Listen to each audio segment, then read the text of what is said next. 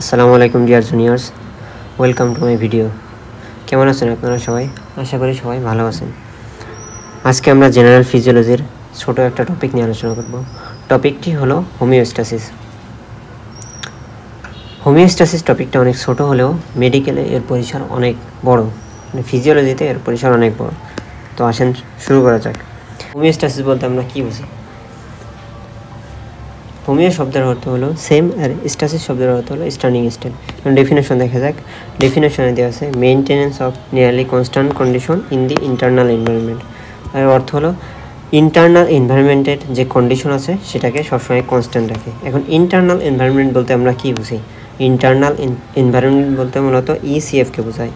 Internal environment বলতে আমরা মূলত ইসিএফকে বোঝাই। ইসিএফ মানে কি? ইসিএফ মানে হলো এক্সট্রা সেলুলার ফ্লুইড। এখন ইসিএফকে ইন্টারনাল এনভায়রনমেন্ট কেন বলা হয়? আমাদের বডিতে দুই ধরনের ফ্লুইড আছে, একটা আছে ইসিএফ আর একটা হলো আইসিএফ। এই দুটার ভিতরে ইসিএফকেই কেন বলা হবে ইন্টারনাল এনভায়রনমেন্ট? দেখেন, ইসিএফ বলতে এক্সট্রা সেলুলার ফ্লুইড, মানে সেলের বাইরে যে ফ্লুইডটা থাকে তাকে ইসিএফ বলা হয়। আর আইসিএফ বলতে ইন্ট্রাসেলুলার ফ্লুইড, সেলের ভিতরে যে ফ্লুইডটা থাকে তাকে বলা হয় আইসিএফ। এখন ইসিএফ হলো হচ্ছে আমাদের সেলের যে স্বাভাবিক একটা সেলুলার লাইফ আছে এটা মেনটেন করতে যে যে জিনিসপত্র লাগে সবগুলো হচ্ছে ইসিএফ প্রোভাইড করে। যেমন আয়রন আছে, তারপর হচ্ছে অক্সিজেন আছে, ভিটামিন আছে। এগুলো কে প্রোভাইড করবে? সেলকে ইসিএফ প্রোভাইড করে। এই জন্যই হচ্ছে ইসিএফকে কী বলা হয়? ইন্টারনাল এনভায়রনমেন্ট বলা হয়। ঠিক আছে, এবার দেখিয়ে যে আমরা যে হোমিওস্ট্যাসিস, এই হোমিওস্ট্যাসিসটা কীভাবে মেনটেন হয়? হোমিওস্ট্যাসিসটা মেনটেন হয় দুইটি কন্ট্রোল সিস্টেমের মাধ্যমে। হোমিওস্ট্যাসিস মেনটেন হয় কীভাবে? কন্ট্রোল সিস্টেমের মাধ্যমে। আমাদের বডিতে হাজার হাজার কন্ট্রোল সিস্টেম আছে। এই কন্ট্রোল সিস্টেমগুলোই হচ্ছে হোমিওস্ট্যাসিস নিয়ন্ত্রণ করে। এখন কন্ট্রোল সিস্টেমগুলো কীভাবে হোমিওস্ট্যাসিস নিয়ন্ত্রণ করবে? কন্ট্রোল সিস্টেমগুলো দুইটা ফিডব্যাক মেকানিজমের মাধ্যমে হোমিওস্ট্যাসিস নিয়ন্ত্রণ করে। এই দুইটা ফিডব্যাক মেকানিজম হলো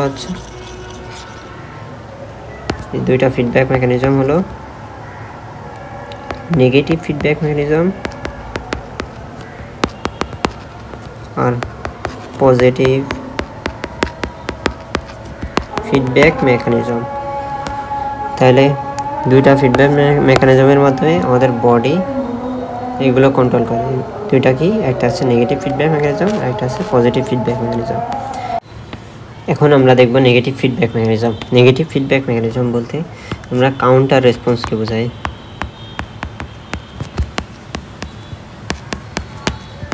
কাউন্টার রেসপন্স বলতে কোনো কিছু যদি আমাদের বডিতে বেড়ে যায়, অস্বাভাবিকভাবে বেড়ে যায়, তখন তারে কমায় দাও, এটাকে হচ্ছে বলে কাউন্টার রেসপন্স। যেমন আমাদের সবার প্রিয় হচ্ছে ফাস্ট ফুড। তারপরে আমরা যখন খাবার খাওয়ার পরে কী হয়? খাবার খাওয়ার পরে হচ্ছে আমাদের শরীরে ব্লাড গ্লুকোজ লেভেল বেড়ে যায়। কী বেড়ে যাবে? Blood glucose level. এখন ব্লাড গ্লুকোজ লেভেল বেড়ে যাওয়ার পরে কী হবে? তখন ব্লাড গ্লুকোজ লেভেল বেড়ে যাওয়ার পরে আমাদের বডি একটা সিগন্যাল পাওয়ার পরে সে প্যানক্রিয়াসকে জানাবে যে ভাই দেখ তো ব্লাড গ্লুকোজ লেভেল বেড়ে গেছে, এখন কী করা যায়? তখন আমাদের প্যানক্রিয়াসে বিভিন্ন ধরনের সেল আছে, আমরা জানি alpha cell, beta cell, delta cell. এর ভিতরে বিটা সেল যেটা আছে, সেই বিটা সেলটা আছে ইনসুলিন সিক্রেট করবে। বিটা সেলটা ইনসুলিন সিক্রেট করবে। এবার বিটা সেল ইনসুলিন সিক্রেট করার পরে এই ইনসুলিনটা বাকি কাজটা করে দেবে। ইনসুলিনটা লিভারে যাবে, লিভারে যেয়ে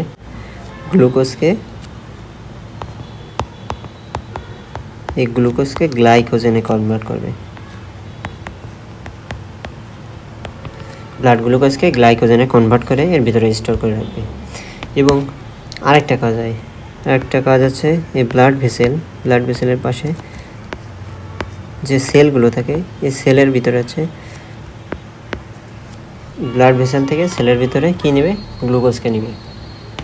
এর ভিতরে যে প্রোটিন চ্যানেল আসবে, ইনসুলিন বলবে যে ভাই প্রোটিন চ্যানেল খুলে দাও, এখন আমি সেলের ভিতরে যাব।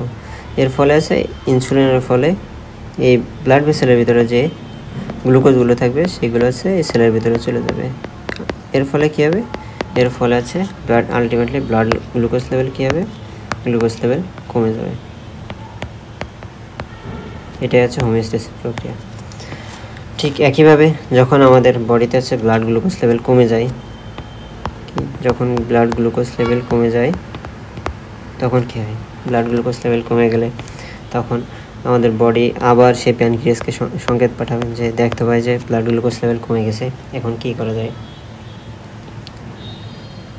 তখন এই প্যানক্রিয়াসটা কী করবে, তখন প্যানক্রিয়াসের আর বেটা সেল কাজ করবে না, তখন প্যানক্রিয়াসের যে আলফা সেল থেকে গ্লুকাগন সিক্রেট হবে। আলফা সেল থেকে কী সিক্রেট হবে, গ্লুকাগন নামের একটা হরমোন সিক্রেট হবে। এই গ্লুকাগন হরমোন লিভারে যাবে, লিভারে যায় কী করবে, এ হচ্ছে যে গ্লাইকোজেন স্টোর করে রাখছিল সেই গ্লাইকোজেনকে গ্লুকোজে কনভার্ট করে দেবে। এ কী করবে, গ্লাইকোজেনকে কনভার্ট করবে কিসে, গ্লুকোজে,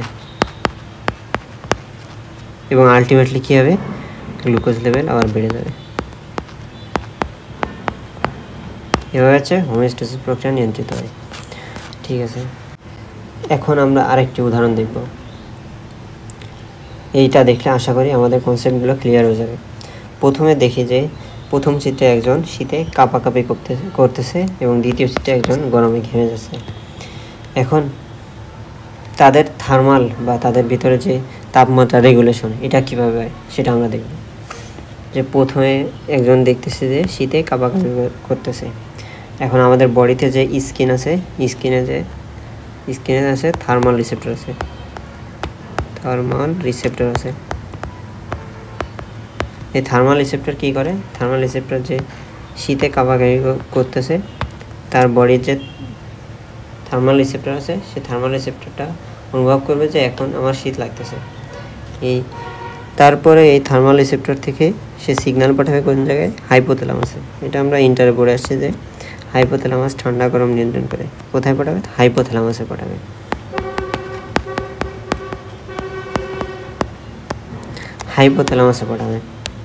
হাইপোথ্যালামাস আছে টেম্পারেচার রেগুলেশন করে।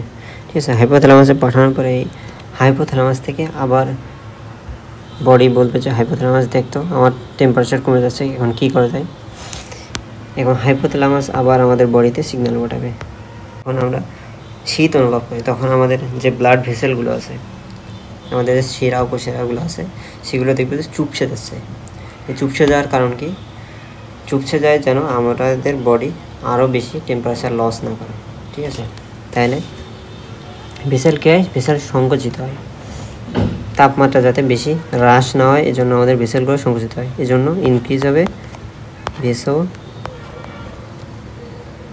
কনস্ট্রিকশন। এরপরে আমরা দেখি যে আমরা শীতে কাঁপাকাঁপি করি।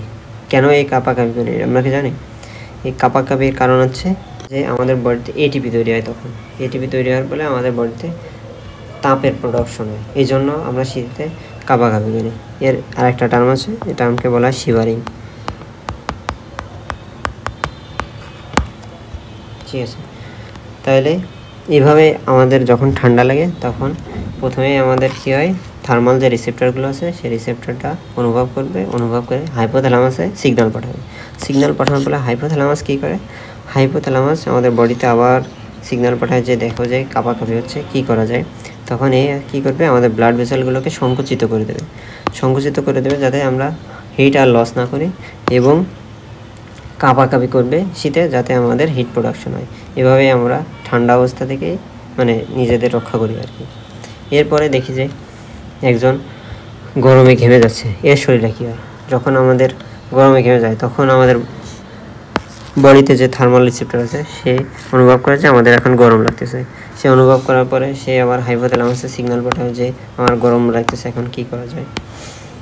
এখন তখন এ আবার আমাদের বডিতে সিগন্যাল পাঠাবে যে দেখতো যে গরম লাগতেছে, কী করা যায় এখন। তখন এ কী করবে, আগেরবার ভেসো কনস্ট্রিকশন হয়েছে যাতে হিট লস কম হয়, এখন এ করবে ভেসেলটা ডাইলেশন করবে যাতে ব্লাড ফ্লো বেশি হয় এবং আমরা হিট লস করি। এর ফলে কী হবে, হিট লস হবে এবং আমাদের গরম কম লাগবে। ফলে আমাদের কী হলো যে ভেসো ডাইলেশন হবে। এবং আমাদের যখন গরম লাগে তখন আমরা দেখি যে সোয়েটিং হয় ভেসোডাইলেশন, সোয়েটিং, এবং তখন এই শিভারিং প্রসেসটা আর হবে না, তাহলে ডিক্রিজ করে দেবে শিভারিং। তাহলে যখন আমাদের গরম লাগবে তখন থার্মাল রিসেপ্টর যেটা আছে সেই থার্মাল রিসেপ্টর সিগন্যাল গ্রহণ করবে এবং সিগন্যাল গ্রহণ করে হাইপোথ্যালামাসে পাঠাবে। হাইপোথ্যালামাস থেকে আবার আমাদের বডিতে যে সিগন্যাল পাঠাবে, সিগন্যাল পাঠানোর পরে যে আমাদের কী হবে, আগেরবার ভেসো কনস্ট্রিকশন হয়েছিল, এবার ভেসো ডাইলেশন হবে এবং সোয়েটিং হবে এবং শিভারিংটা লস করবে, মানে তখন আর শিভারিং হবে না। এবার সোয়েটিং হওয়ার পরে দেখবে যে আমাদের যখন বাতাস লাগে তখন ইভাপোরেশন হয়, ইভাপোরেশনের ফলে আমাদের ঠান্ডা লাগে। এভাবেই আমাদের বডিতে তাপমাত্রা রেগুলেশন হয়। আশা করি এই দুইটা প্রসেস বোঝার পরে আমাদের আর যে নেগেটিভ ফিডব্যাক মেকানিজম আছে এটা বুঝতে কোনো সমস্যা হবে না।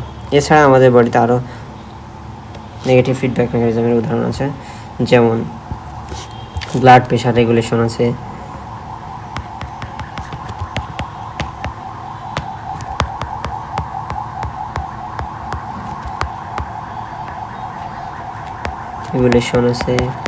অ্যাসিড বেস রেগুলেশন আছে,